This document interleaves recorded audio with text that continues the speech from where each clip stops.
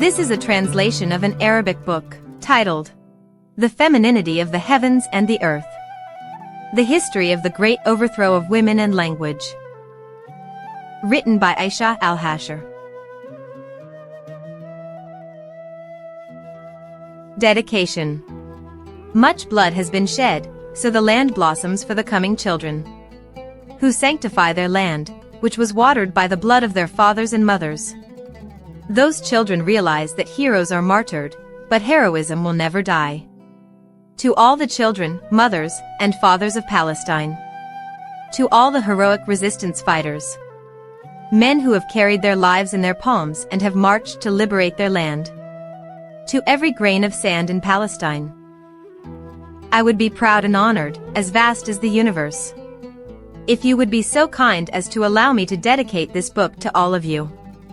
Ayshah. Gratitude and thanks. My deepest gratitude goes to my family and dear friends for their unwavering encouragement and support throughout the writing of this book.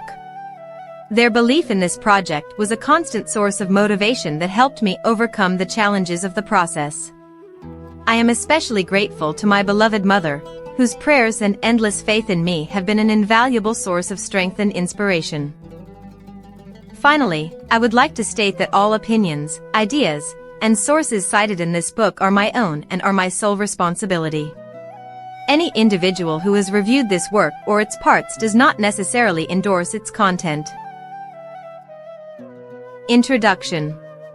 The past is worthy of study for its own sake, irrespective of any lessons it may have for the present day. This book is written for those who like to think about the past and wish to know more about how societies around the world changed from matriarchy to patriarchy.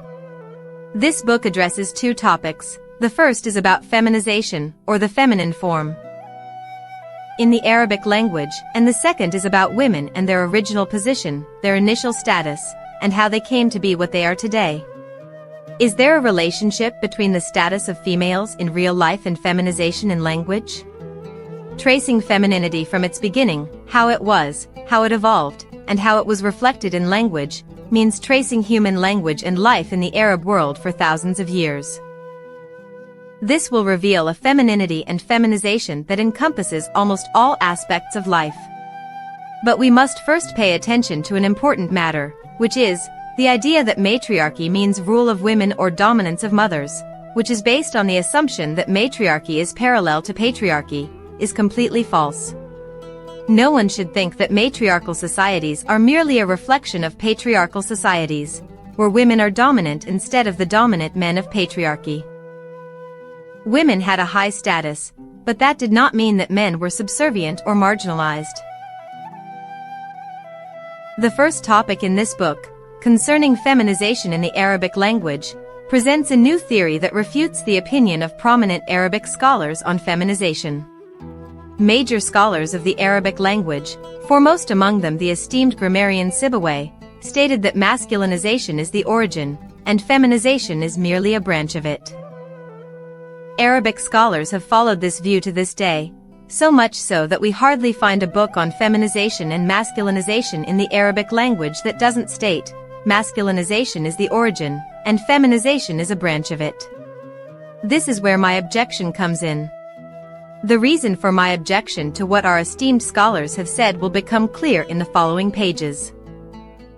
The evidence and observations I present here will prove that masculinization is a very minor and almost forgotten part of the Arabic language, were it not for the fact that Arabic linguists elevated its status by insisting that it is the origin and that feminization is merely a branch.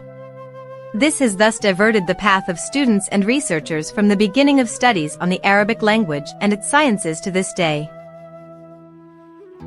Among the aims of the book is the goal of proving that feminine words are far more prevalent than masculine words in the language. It will raise a fundamental question: why? How did people in the Arab world over 9,600 years ago think when they believed that the sky, the earth, the tree, the wind, the soul, and many other natural entities were all female? These beliefs drove them to name these things with feminine words in the language. As for the second topic, it is about women themselves. Many know that a great revolution occurred that overturned the status of women more than 2,500 years ago or more. After all, people in ancient times worshipped female deities enthroned over the entire universe, and women were leaders of society. In what scholars called the matriarchal age, their great status was gradually diminished. Female deities were removed from their thrones, and male deities gradually ascended, until these male deities completely dominated all human thought and belief in a distant time. And from here the transformation in the language began. Little by little the language became masculine. This was followed by men themselves ascending to the pinnacle of social life and completely dominating women. Here comes the question: what happened for the scales to be completely tipped? Why did the female decline after having leadership and sanctity, and how did the male occupy her place? This mystery will be revealed in the pages of this book. Men have controlled everything, and attributed ancient female achievements to themselves without the slightest hesitation. So, what events occurred that made people, women and men, disbelieve in female deities, subjugate all women, and how did women surrender so simply and submissively? Then the submission lasted for about 2,500 years or more.